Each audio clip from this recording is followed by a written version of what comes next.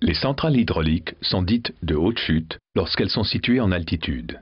Elles bénéficient généralement de dénivelées très importantes entre le barrage qui retient l'eau et l'usine où est produite l'électricité. L'eau provient des précipitations et de la fonte des neiges.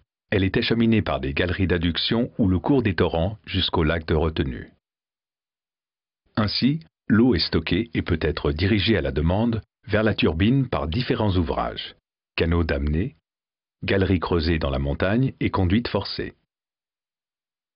La puissance de la centrale dépend de deux paramètres: le débit de l'eau et la hauteur de chute. Dans ce cas, le débit est assez faible, mais la hauteur de chute est très importante.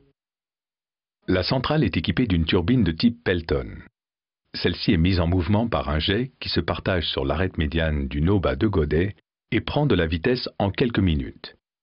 La force du jet est ajustable et toute l'énergie est pratiquement transmise à la roue. Pour une hauteur de 1000 mètres, l'eau jaillit des injecteurs à une vitesse de 140 mètres par seconde.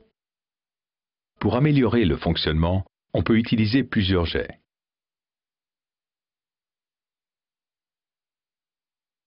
La turbine entraîne dans sa rotation un alternateur qui, lui, produit l'électricité. Enfin, l'énergie produite par cet alternateur est évacuée vers le réseau de transport d'électricité par l'intermédiaire d'un transformateur.